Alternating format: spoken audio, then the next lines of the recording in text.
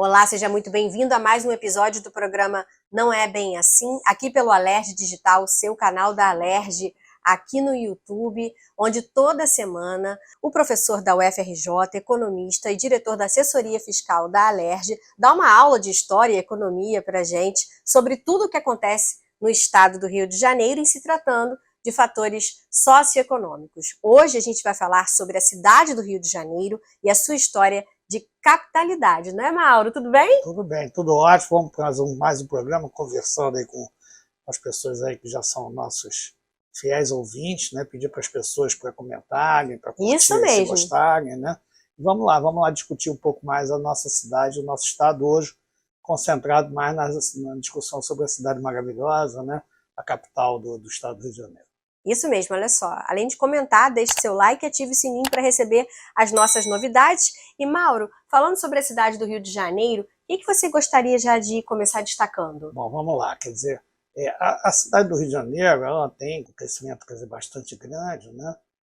Quando Portugal resolve se instalar, e não se instalar não, chegou ao Brasil e resolveu explorar o país, ele também procurou estar organizando as coisas, organizar a defesa também, e foi criada uma fortificação militar aqui no Rio, de acordo com o professor Carlos Lessa, que é uma das principais referências no debate sobre o Rio de Janeiro. Tem um livro seminal sobre o estado do Rio de Janeiro, chamado Rio de Todos os Brasis. Eu aconselho todos os nossas amigas e amigos aí lerem, porque vale muito a pena, e até inclusive deve ser relançado ainda esse ano ou no ano que vem. Mas, de acordo com Lessa, o Rio nasce como porto e fortificação militar. Né? Como porto, quer dizer, para enfim, poder chegar e sair, e fortificação militar, porque, na verdade, a Baía de Guanabara, de acordo com Lessa, ela é como se fosse um cofre forte. Ela tem uma entrada estreita, e aí, na verdade, se fez um porto aqui, uma fortificação militar importante aqui para estar defendendo esse território que, enfim, que Portugal tinha resolvido explorar. Né? No correr do século XIX, o café é uma atividade econômica absolutamente central, quer dizer, no Brasil. O café ele começa pela cidade do Rio de Janeiro, né, plantado, inclusive na cidade de Janeiro, logo se expande, quer dizer, para o interior fluminense, mas continua financiado pelo capital mercantil da cidade, isso vai fazendo a cidade crescer. Em 1808 também vem a família real, né? Vem para o Rio de Janeiro, fugindo do Napoleão, e resolve aqui vir a sede do governo português. Né? Com isso, tem uma quantidade de investimentos, quer dizer, muito grande em relação ao tamanho da cidade na época, né? Inclusive, são criadas uma série de instituições, inclusive o Jardim Botânico dessa época, e a gente pode dizer que o Rio de Janeiro ele começa a viver uma história de capitalidade. Sim. Ou seja, na verdade, o Rio de Janeiro, né, até 1960, ele era a capital do Rio, mas ele também a gente pode dizer que é o eixo da capitalidade brasileira. Sim. Isso aí usando um conceito do historiador de arte, foi prefeito de Roma, chamado Júlio Agan, né? O que é a capitalidade? O que é o eixo da capitalidade do país? É uma cidade que é a principal referência nacional desse país, a cidade cosmopolita. Então, nos Estados Unidos é Nova York, pode não ser a capital, viu, Lídia? Sim. Quer dizer, o eixo da capitalidade pode ser outra cidade que não é a capital. No caso dos Estados Unidos, né, a capital é Washington, é uma capital mais burocrática, né? E, na verdade, o eixo da capitalidade é Nova York. Na Austrália, a capital é Canberra, mas o eixo da capitalidade é Sydney. Então, o Rio ele cresce, se desenvolve, né? Não só como capital, né? Com toda a potência que isso gera, mas também como eixo da capitalidade brasileira. E são dois conceitos que não se confundem. Sim. Eles podem ser simultâneos ou não. Em Paris é simultâneo, em Londres é simultâneo, mas, como eu disse, nos Estados Unidos Nova York, não é Washington, e na Austrália também é Sydney, não é Canberra, o eixo da capitalidade. Então, o Rio de Janeiro ele vai se desenvolvendo muito, quer dizer, ou seja, a partir principalmente, quer dizer, na verdade, três coisas: né? O café, ser a capital, a partir da transferência de Salvador, e o eixo da capitalidade brasileira. De tal forma que, no final do século XIX, a cidade do Rio de Janeiro tinha cerca de 300 mil habitantes, a cidade de São Paulo, 30 mil.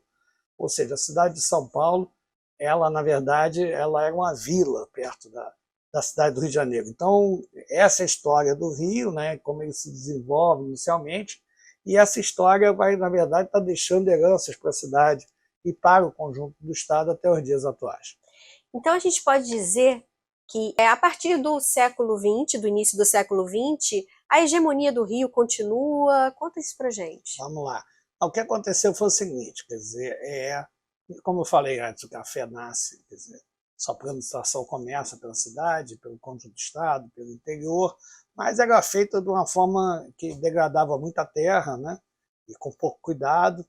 E o café, na verdade, a partir, quer dizer, da segunda metade do século XIX, né, ele começa a migrar para São Paulo, né? Começa São Paulo também, quer dizer, pelo fim do tráfico negreiro, né? Pela atração de imigrantes para o Estado. São Paulo, uma política muito agressiva do Estado de São Paulo de atração de imigrantes europeus, com trabalho assalariado, né, por esses imigrantes. Em São Paulo, na verdade, o café toma uma outra dimensão, ou seja, ele vai ter uma capacidade de gerar um efeito multiplicador na economia muito maior do que no Rio de Janeiro, que infelizmente era com mão de obra escrava, né? O que também, quer dizer, além de ser um absurdo completo, todos os pontos de vista, também, na verdade, não gera muito menos renda, gera muito menos circulação de renda. Então, o café, com a degradação das terras fluminenses, né, ele vai para São Paulo, e São Paulo, não poder mais ter o tráfico negreiro, a opção da elite paulista, né, da burguesia paulista, foi atrair imigrantes. Né? Esses imigrantes já trabalham ganhando um salário, isso vai dinamizar a economia da cidade, do conjunto do Estado, né? Também junto com isso, quer dizer, tem estrada de ferros, e começa investimento em estrada de ferro, investimento em máquinas, equipamentos, e aí começa a surgir o que o professor João Manuel Cardoso de Mello, num livro chamado Capitalismo Tardio, da Universidade de Campinas, ele vai chamar de Complexo Cafeiro Paulista. Né? E gerando todo esse dinamismo, não só, quer dizer, a partir de 1880, o café já está hegemonicamente em São Paulo, né? Como também a economia paulista começa a ter muita pujança, né? De tal forma que rapidamente, quer dizer, eu falei que no final do século XIX a cidade do Rio tinha cerca de 300 mil habitantes, a cidade de São Paulo 30 mil, rapidamente, a partir do censo feito em 1919, a indústria em São Paulo já é maior do que a indústria na cidade de Janeiro, e a economia paulista também passa a ser maior. Mais uma coisa curiosa, Lívia, aqui, apesar disso, a cidade do Rio continua importante. Né? Sim. Por que isso? Quer dizer, na verdade, a cidade mais o antigo Estado do Rio, porque até 1960, no atual território do Estado do Rio de Janeiro, você tinha o Distrito Federal, né? E tinha o antigo Estado do Rio. Depois, com a mudança da capital, vai passar a ter Guanabara, uma cidade-estado, e vai ter o antigo Estado do Rio até 75, quando tem a fusão, e aí surge o novo Estado do Rio de Janeiro. Mas voltando, né? Em 1920, com o Complexo Cafeiro Paulista, em base assalariada, estrada de ferro, todos os investimentos, né? Na verdade, a economia paulista já passa a ser maior do que a economia da cidade mais o antigo, da cidade do Rio, mais o antigo Estado do Rio de Janeiro. Né? Aí você pode dizer, mas aí começa a decadência, quer dizer, da cidade, do Estado? Não. Na verdade, a cidade do Rio de Janeiro continua uma cidade importante, continua tendo um dinamismo muito grande, não só como capital, né, mas também como eixo da capitalidade, quer dizer, brasileira. Né?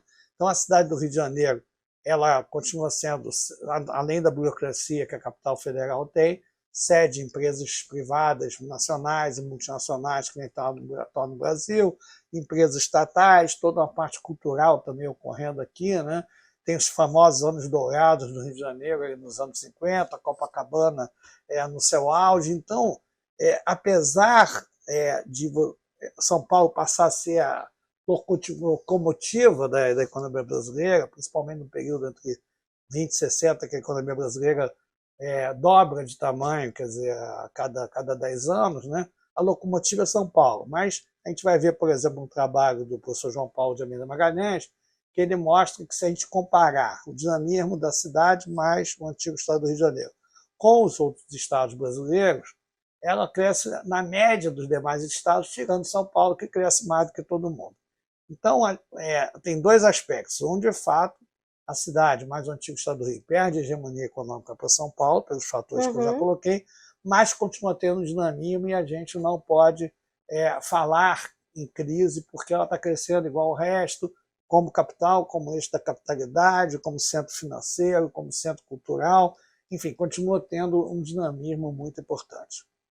Então, mas tiveram algumas razões para o Rio perder o dinamismo econômico com a mudança da capital para Brasília? Sim, na verdade é uma primeira mais ou menos óbvia, quer dizer, quando você tira a capital de um determinado lugar e leva para outro, um determinado país.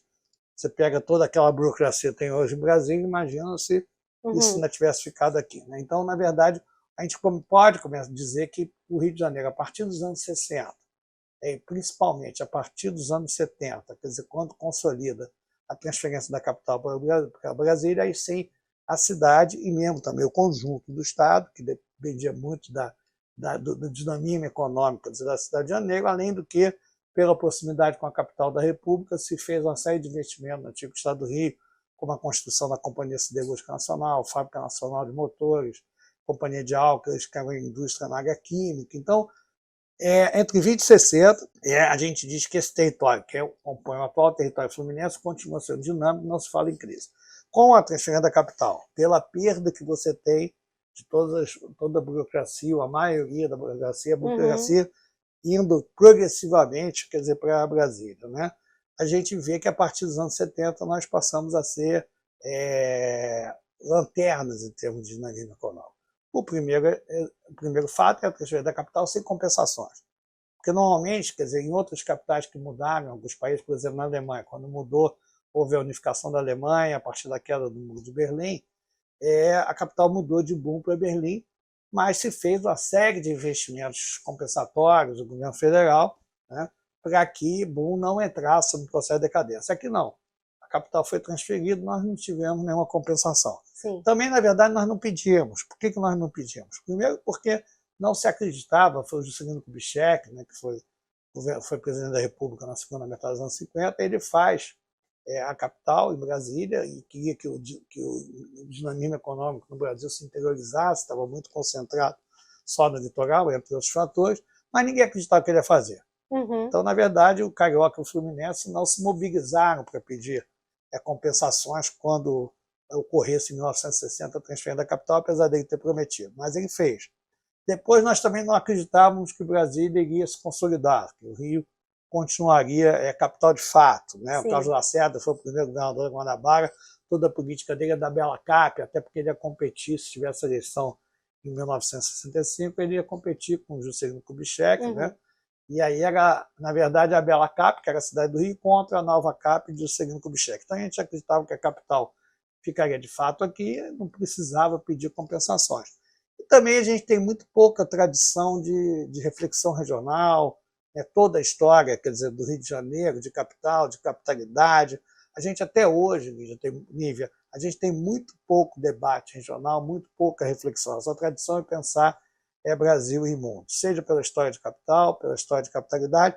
E também tem uma coisa curiosa, né? Geralmente, por exemplo, esse ano nós temos eleições para governador. Então já começa um debate maior no estado do Rio de Janeiro sobre como está o estado, quais são as alternativas. Aqui, a cidade do Rio de Janeiro, os prefeitos eram nomeados pelo presidente. Numa visão muito conservadora, né, quando se proclama a República, faz a proclamação da República, em 1891, se decide que não vai ter eleição para prefeito. Quem vai nomear o prefeito é o presidente da República, e a Câmara dos Vereadores também vai ter muito pouco poder. Se queria modernizar o Brasil, se modernizar o Rio, e se achava que, uma visão muito elitista e equivocada, que a população negra, a população pobre, não deveria participar da vida da capital da República, do destino, da definição, da discussão do destino, uma cidade que se queria moderna, uma coisa absolutamente ridícula e equivocada. Com isso, até 1960, nunca teve eleição para prefeito da capital, né? Então isso diminui também, ajuda a diminuir o debate sobre os rumos da cidade, né? E mais do que isso, a Câmara de Vereadores era eleita, mas ela não podia analisar veto do prefeito, né? Toda a cidade, quer dizer, quando a prefeitura vota sua lei orçamentária, vai para o prefeito acorda, publica, né, sanciona, ou ele veta algumas coisas e volta para a Câmara analisar o veto, ver se confirma ou não. Aqui na cidade do Rio, não, Nívia. Se a Câmara de Vereadores de Cidade de Janeiro, até 1960, né, se ela votasse a lei orçamentária e o prefeito nomeado vetasse, quem analisar o veto era o Senado Federal. Então, na verdade, a Câmara tinha pouca importância, não tinha eleição para prefeito, essa nossa história de, na verdade, discutir Brasil e mundo, a história de capitalidade, tudo isso leva a não ter reflexão regional, ter pouca reflexão regional, que ainda é um desafio. Uma das coisas do programa Não É Bem Assim, exatamente para tentar aprofundar esse debate, ajudar a tirar mitos. Então, essa decadência que o Rio entra a partir de 60, consolida 70, fechou da capital, sem compensações. Se tem pouca reflexão, a gente vai ter muita dificuldade de estar fazendo diagnóstico, de fazer propostas, isso também ajuda a decadência.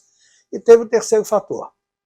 O terceiro fator é que, infelizmente, o Brasil sofre um golpe militar, uma ditadura militar a partir de 1964, e em 64 a capital de Brasília ainda estava se consolidando. Então o debate ainda acontecia muito aqui no Rio.